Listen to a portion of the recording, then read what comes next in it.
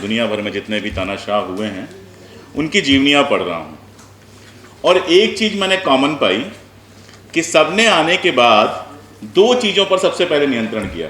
एक तो मीडिया पे और दूसरा इतिहास पे। अब इतिहास से डर किसको लगता है? इतिहास से डर किसको लगता है? सिर्फ उसको लगता है जिसके इतिहास में ऐसी चीज़ें होती हैं जो उसे शर्मिंदा कर सकती हैं। मसलन मान लीजिए आपके दादाजी 1942 में जेल गए थे, तो आप क्या करेंगे? अगर उनकी कोई तस्वीर होगी तो उसको ड्राइंग रूम में लगाएंगे, हर आने जाने वाले को बताएंगे कि मैं एक ऐसे बंदे का होता हूँ जो 1942 में जेल गया था। लेकिन मान लीजिए कि 1942 में आपके दादाजी ने गवाहियाँ दी हों ऐसी जिसकी वजह से बहुत सारे लोग जेल चले गए हों, तो आप क्या करेंगे? आप या तो उनके बारे में बात नहीं करेंगे या उनके बारे में झूठ बोलेंगे। तो 2014 के बाद का जो पूरा हमारे यहाँ का परिदृश्य है वो इतिहास को बदलने का है। अब एक सवाल उठता है कि भाई हर चीज़ बदलती है, दुनिया रोज़ बदलती है, तो इतिहास को भी बदलना चाहिए। लेकिन इतिहास बदलता कैसे है? एक किताब कोई अशोक कुमार पांडे लिखता है, उसको कुछ लोग पढ़ते हैं और उनमें से किसी एक बंदे को लगता है कि ये अशोक कुमार पांडे ने यहाँ गड़बड़ी कर दी है, ये वाली चीज़ छूट गई है। वो आगे बढ़ता है, एक नई किताब लिखता है और बताता है कि अशोक पांडे की किताब में ये फला फला कमियां थी, इनको मैंने दूर की हैं और ये नहीं होना चाहिए था, ऐसे एनालिसिस गलत थी, इसकी जगह पर ये एनालिसिस होगी। जो लोग भी इतिहास पढ़ते हैं और जानते हैं, ख़ास तौर पर जो लोग रिसर्च करते हैं, वो जानते हैं कि पूरा एकेडमिक वर्ल्ड ऐसे ही बदलता है और आगे चलता है। यानी इतिहास के बदलने की या नए सिरे से इतिहास लिखने की जो प्रक्रिया है वो पॉलिटिकल प्रक्रिया नहीं है, वो एकेडमिक प्रक्रिया है और वो चलती ही रहती है। वरना तो क्या था, एक किताब लिख गई आज़ादी के इतिहास पे, दोबारा कोई लिखता ही नहीं। एक जीवनी लिख गई गांधी की, दोबारा कोई लिखता ही नहीं। क्यों? सैकड़ों जीवनियाँ हैं। क्यों? एक एक सब्जेक्ट पे जब हम लोग पढ़ने जाते हैं तो सैकड़ों हज़ारों किताबें दिखाई देती हैं। इसलिए कि इतिहास में आपस में बहस होती है एकेडमिक्स की, एक दूसरे को सुधार करते हैं, आगे बढ़ते हैं। ये एकेडमिक इतिहास परिवर्तन का मामला है जो पूरी दुनिया में लगातार चलता रहता है। लेकिन हमारे यहाँ जो हुआ है वो अलग है। हमारे यहाँ ये हुआ है कि भाई इतिहास ये बताता है कि हमारे पुरखे ने गद्दारी की थी, तो गद्दारी वाला चैप्टर हम नहीं पढ़ाएंगे। अब मुगलों ने ताजमहल बनवाया था, ताजमहल को तोड़ना बहुत मुश्किल काम है, अच्छा खासा पैसा मिलता है, तो हम मुगलों को ही नहीं पढ़ाएंगे। ताजमहल ... ने बनाया था, या ताजमहल शाहजहां ने बनाया था, शाहजहां कौन था ... या फिर हम क्या करेंगे, कोर्स की किताब से गांधी का एक हिस्सा निकाल देंगे, सावरकर का हिस्सा जोड़ देंगे। मैं तो कहता हूं कि कांग्रेस की सबसे बड़ी गलती है कि उसको सावरकर को पढ़ाना चाहिए था। ये शराफत जो थी कि यार गद्दारी की कहानी क्या सुना है, 4 लाइन लिख के छोड़ दिया गया किताबों में, मैं तो इसकी मुखालिफत करता हूं। काश 1947 के बाद से लगातार इतिहास की किताबों में सावरकर को पढ़ाया गया होता और वो जो माफीनामे थे वो माफीनामे छापे गए होते, तो आज हमारा देश इस हालत में नहीं होता कि एक गद्दार को वीर बना के पेश किया जाता और लोग कहते हाँ ये वीर है।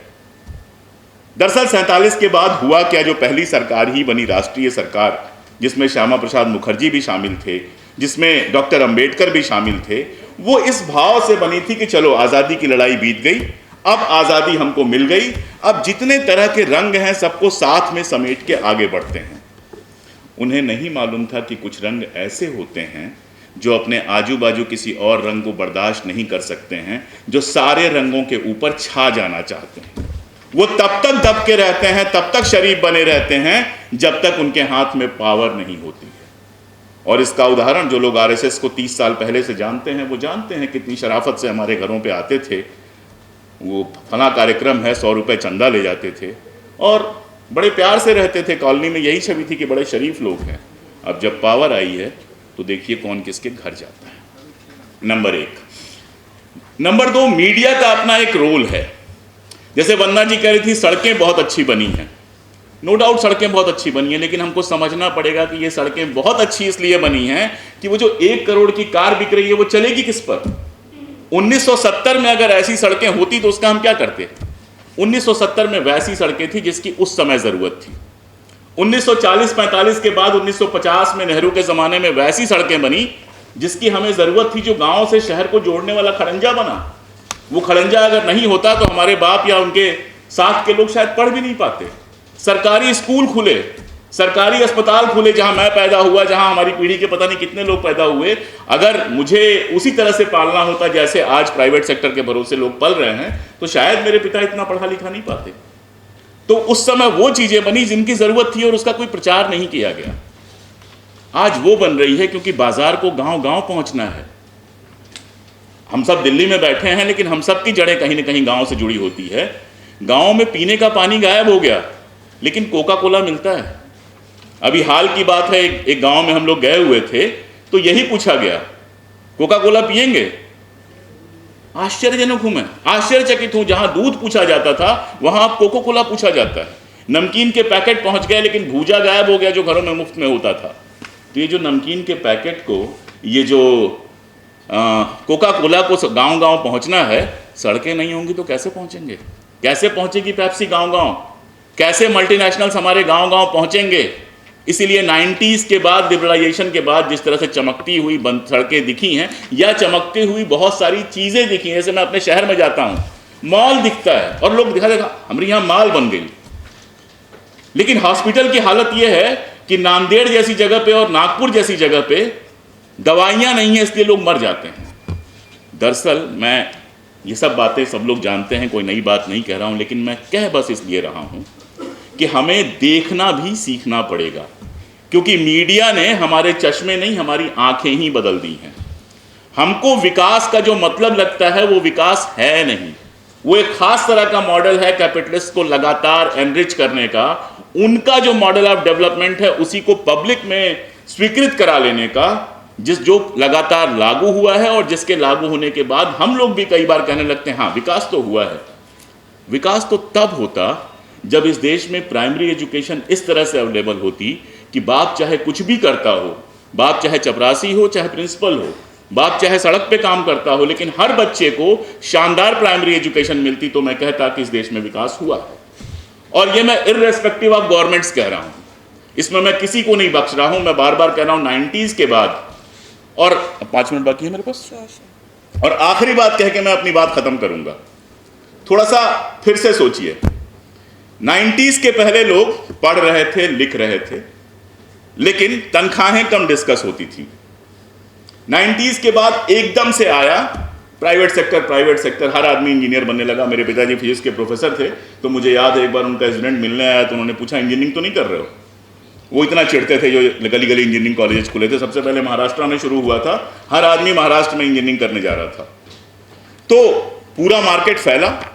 उसके बाद हमारी कांग्रेस गवर्नमेंट ने क्या बना दिया? मिनिस्ट्री ऑफ ह्यूमन डेवलपमेंट बना दी। एजुकेशन को बदल के ह्यूमन डेवलपमेंट बना दिया। ह्यूमन डेवलपमेंट ही है ना, क्या है? MHRD, resources, human resources. तो आप ह्यूमन रिसोर्स में तब्दील हो गए। और उसी के साथ क्या हुआ कि इतिहास की पढ़ाई, दर्शन की पढ़ाई, समाज शास्त्र की पढ़ाई, जिसको हम आर्ट साइड कहते थे या ह्यूमैनिटीज कहते हैं, वो पढ़ाई आपने धीरे धीरे खत्म करनी शुरू कर दी या उसको दूसरी तीसरी श्रेणी की पढ़ाई बना दी। नतीजा हुआ कि आपके पास मनमोहन सिंह के बोए हुए इस बीज से आपके पास प्रोफेशनल्स की एक ऐसी फौज खड़ी हुई जिसका संसाधनों पे कब्जा था, जो सबसे ज्यादा पैसा कमाती थी, जो समाज के सबसे अच्छे सोसाइटीज में रहती थी, सबसे अच्छी गाड़ियों में चलती थी। तो उसको लगता था ये फटे कुर्ते वाले जो हैं, ये अपने आप को इंटेलेक्चुअल क्यों कहते हैं? इंटेलेक्चुअल भी तो हम ही को दिखना है। और उनको जो नॉलेज परोसी गई उन्होंने मान लिया। गांधी जी ने 55 करोड़ रुपए दिए थे, तो उन्होंने मान लिया कि 55 करोड़ पॉकेट में रख के गांधी जी गए, जिन्ना को दिए, बोले ये पैसा रखो, खुश रहो। उनको कह दिया गया कि गोडसे ने गांधी को मारा तो सही किया, तो उनको लगा बस गोडसे क्या कहते हैं उसको, सफेद घोड़े पे बैठ कर आया और एक दैत्य की हत्या करके चला गया। उनको कह दिया जाता है कि नहीं, सावरकर वीर थे या नेहरू ने ये किया था, वो मान लेते हैं। वो एक बार सोचते ही नहीं हैं कि सारी दुनिया या उनके खुद के पुरखे पागल नहीं थे जिन्होंने सावरकर को नहीं, नेहरू को हीरो बनाया था। वो भूल जाते हैं कि 1946 में जो इलेक्शन हुआ था, जिसके पहले सावरकर लगातार अंग्रेजों के साथ थे और बहुत पावरफुल महसूस कर रहे थे, उस इलेक्शन में उनके पुरखों ने सावरकर को महाराष्ट्र से भी एक सीट नहीं दी थी, बाकी जगह की बात छोड़ दीजिए। वो भूल जाते हैं कि जिस नेहरू को मुसलमान साबित वो कर रहे हैं, गोया मुसलमान होना कोई बुरी बात हो। जिन्ना के दादा ने शायद कन्वर्जन किया था और पाकिस्तान उनको कायदे आजम कहता है, और हम हमारे यहाँ के एक प्रधानमंत्री को मुसलमान साबित करके राष्ट्र विरोधी साबित करने पे लगे हुए हैं। ये पाकिस्तान और हम में फर्क आ गया है, शर्म की बात है। लेकिन वो भूल जाते हैं कि उनके दादा परदादा जिनको पंडित जी कहा करते थे, उनको आज वो मुसलमान कह रहे हैं।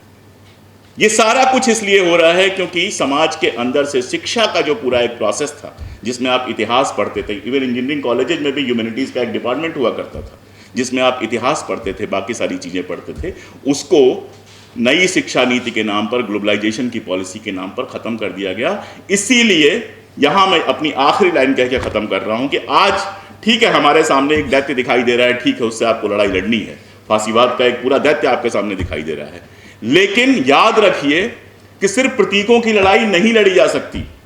आज 2023 में हमारे सामने सरकार बदलने का सवाल है, निश्चित तौर पे है, लेकिन लॉन्ग टर्म में सिर्फ सरकार बदलने से काम चलने वाला नहीं है।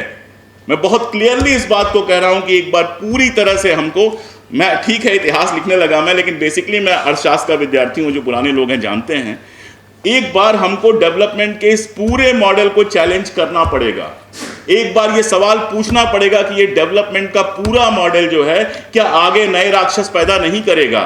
और माफ कीजिए, सारी दुनिया में डेवलपमेंट के इस मॉडल ने सिर्फ और सिर्फ ऐसे लोग पैदा किए हैं, ऐसे तानाशाह पैदा किए हैं जो या तो डेमोक्रेसी के माध्यम से या सेना के माध्यम से या किसी भी माध्यम से देश के इतिहास और वर्तमान दोनों को कुचलते रहे हैं। बिना वर्तमान को बचाए इतिहास को नहीं बचाया जा सकता। बहुत शुक्रिया।